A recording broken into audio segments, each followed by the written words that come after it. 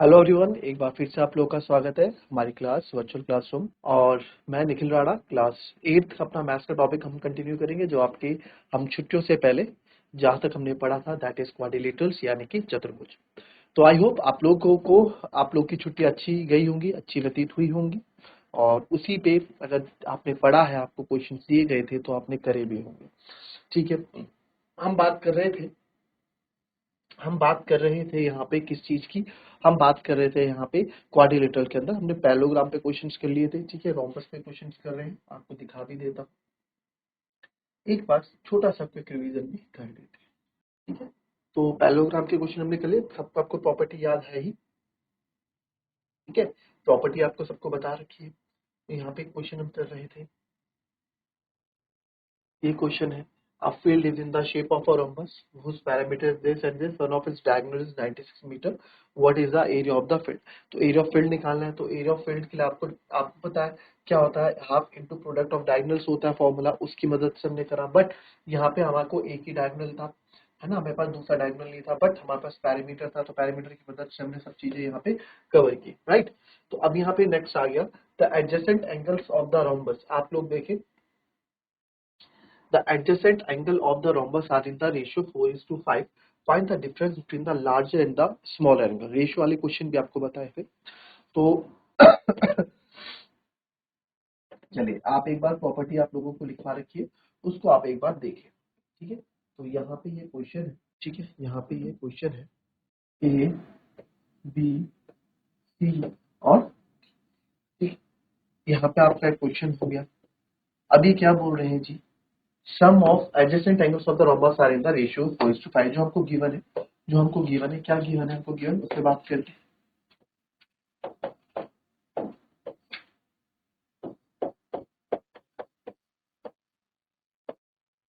Let the angles B 4:5 है ना, 4:5 है, तो हम मान लेते हैं रेशियो हट जाएगा तो 4x and 5। Adjacent angle, sorry, हमें पहले गिवन गिवन है रेशियो ऑफ एडजेसेंट एंगल। पहले आप पूरा लिखोगे, रेशियो ऑफ एडजेसेंट एंगल्स। आपको एडजेसेंट मतलब बताया था ना मैंने, क्या होता है, पड़ोसी। एडजेसेंट मतलब पड़ोसी। ठीक है, तो एडजेसेंट एंगल का जो सम है 4x और 5x, 4:5 है। तो आप लिखेंगे लेट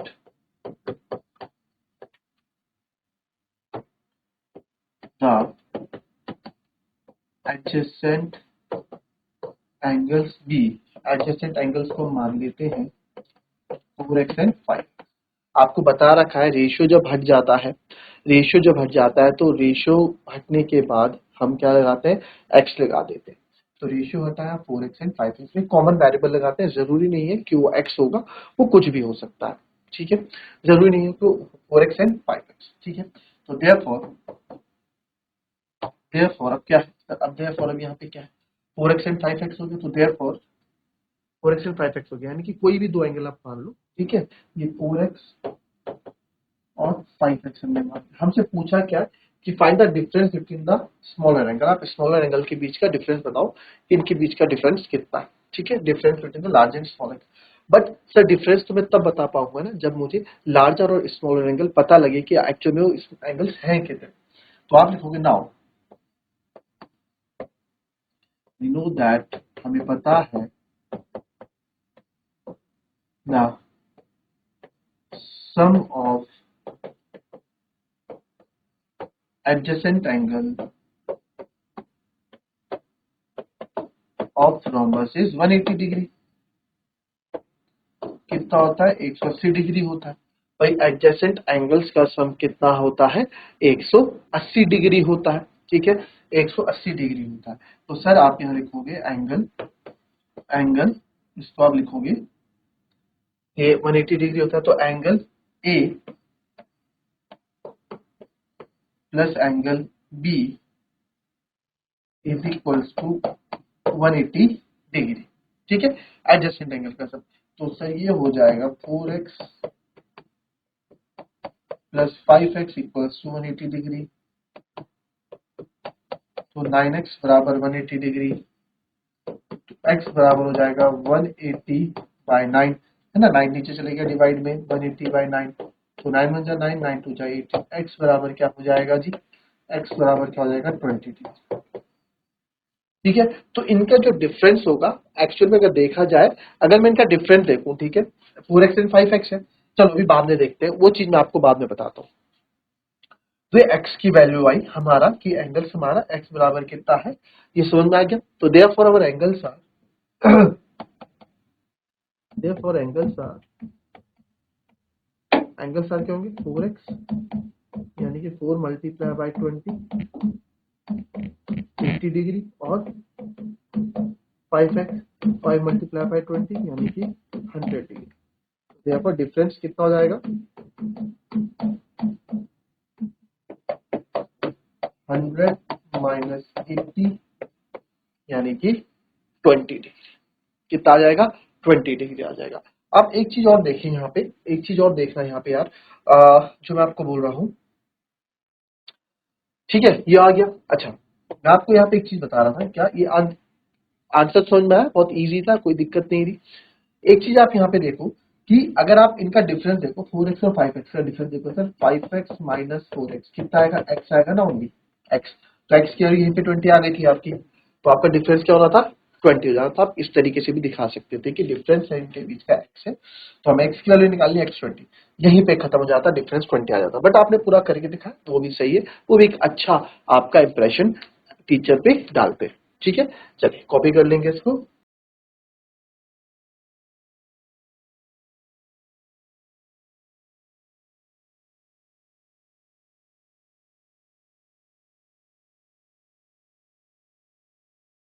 चलिए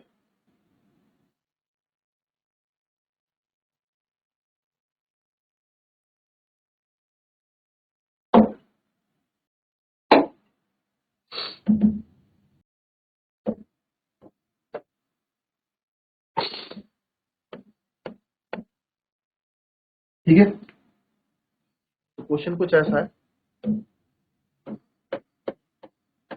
इन parallelogram TUVW, in parallelogram TUVW, find A, B and C.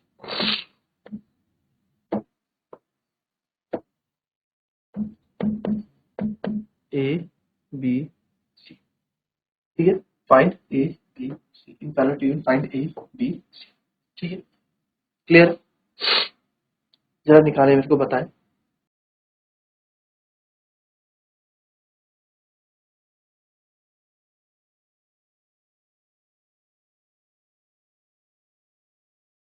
चलिए आया, देखिए बहुत इजी है ये क्वेश्चन, है ना। आप सोचने का इसमें 95 है, तो सबसे पहले मैं ए निकाल देता हूँ। ए इज इक्वल टू 95 होगा, reason because opposite angles of parallelogram are equal, तो ए तो 95 आ गया। अब चाहे ए और बी ले लो पड़ोसी, चाहे 95 और बी ले लो पड़ोसी, तो यहां मैं ये भी लिख सकता हूं A plus B equals to 180 degree, reason sum of adjacent angle of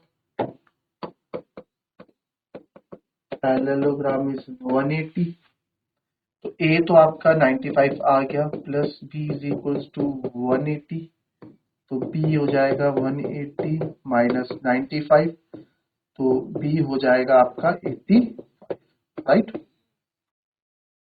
B 85 हो गया, और बी 85 हो गया। नाउ सी बी है सर, सी की क्या कंडीशन है, देखो ध्यान से देखो, पी और सी मिलके पूरा क्या बना रहे हैं, लीनियर पेयर ऑफ एंगल बना रहे हैं कि नहीं बना रहे, लीनियर पेयर ऑफ एंगल बना रहे हैं कि नहीं बना रहे हैं ना बी और सी।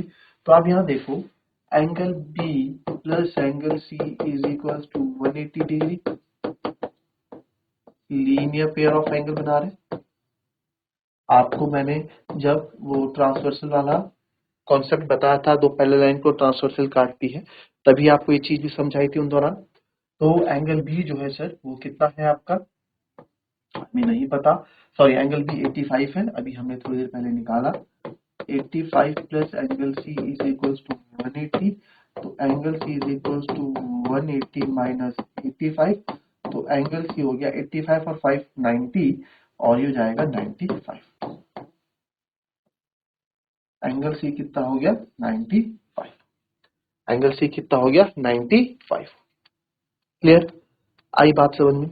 तो ये थी हमारी तीनों क्वेश्चन ए बी और सी की वैल्यूज। ठीक है, क्लियर है? कोई दिक्कत किसी को? कॉपी कर लेंगे इसे।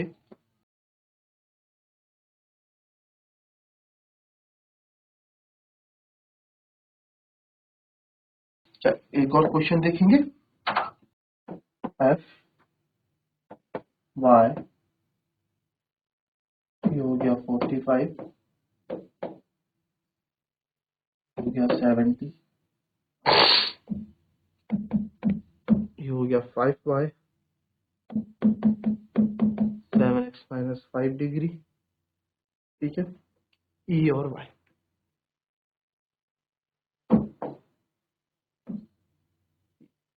ठीक है, तो क्वेश्चन क्या है? In parallelogram D E F Y, ठीक है, in parallelogram D E F Y find values of X Y. ठीक है, X and Y, X and Y की वैल्यू निकालें। चलिए,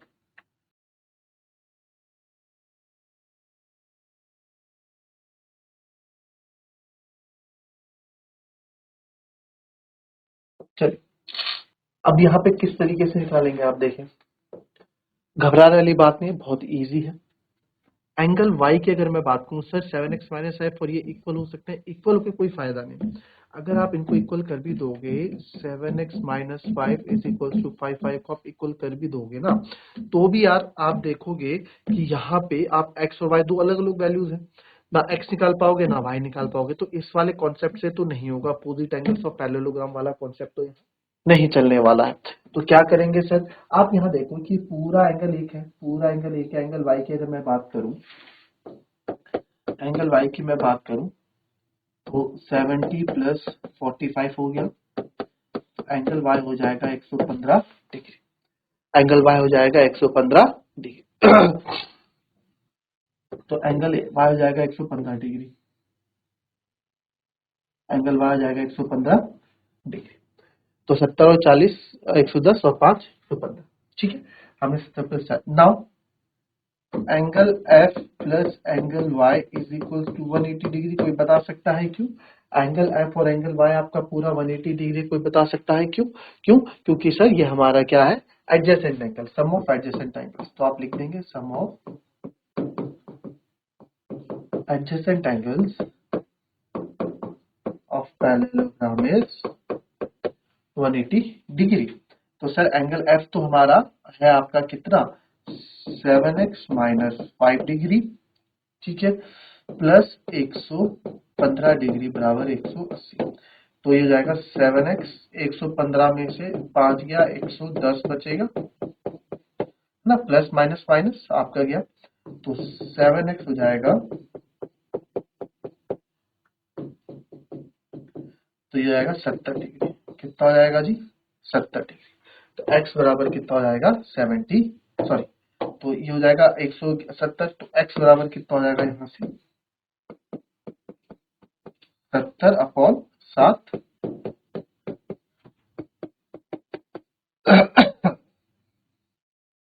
x बराबर हो जाएगा 10 डिग्री। ठीक है, x बराबर 10 डिग्री हो जाएगा। नाउ नाउ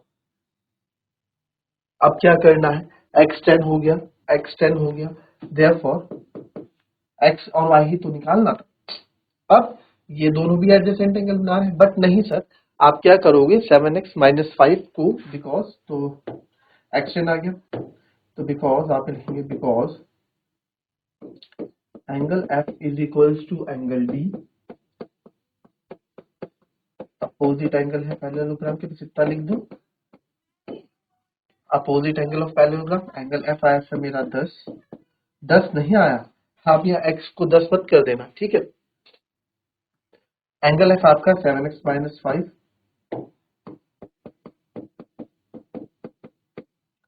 और ये 5y, 7x here मैं रखूंगा 10, तो 7 10 जा 70 माइनस 5, 70 माइनस 5 होता है 65 इज इक्वल्स टू 5y, तो y बराबर हो जाएगा सर 65/5 जो कि जाएगा 13 टाइम, तो y कितना आ जाएगा 30, y कितना आ जाएगा 30, तो y आपका 13 आ गया x आपका 10 आ गया। क्वेश्चन आपको घुमा के जरूर देंगे, घुमा फिरा के देंगे, बट उससे डरना नहीं है आपको, ठीक है। आपको कॉन्सेप्ट पता है ना, उस कॉन्सेप्ट को पकड़ के रखो और अपने आंसर निकालोगे। क्लियर, कॉपी कर लेंगे।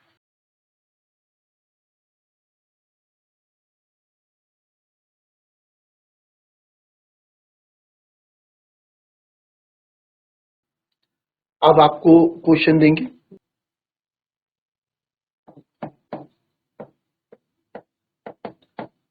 The ratio of two adjacent angles, two adjacent angles, अच्छा sorry, the ratio of two adjacent sides as well, sides of parallelogram is 4:3 and its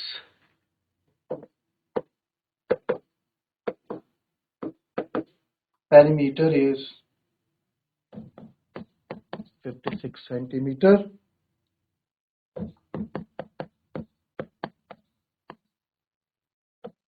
Find the length of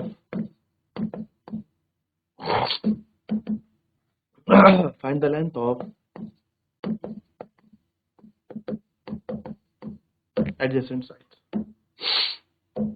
Length of adjacent sides. So the ratio of two adjacent sides of parallelogram is 4:3. A, B, C, D. दो adjacent side of parallelogram जिनका जो ratio है वो 4:3 है and it's parameter 56 centimetre. Find the length of adjacent sides. आपको adjacent मतलब आपको पता है पड़ोसी। चलिए तो इसको स्टार्ट करेंगे कैसे। लेट द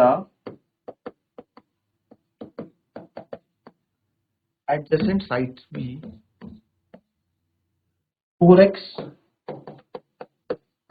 एंड 3x, ठीक है। एडजेसेंट साइड्स को आप क्या ले लो सर, ये ले लो आप 4x और ये ले लो 3x, 4x और 3x ले लो, ठीक है। एडजेसेंट, अब आपको पता है इस क्वेश्चन को आप करोगे कैसे, आपके लिए मैं होमवर्क दे देता हूं।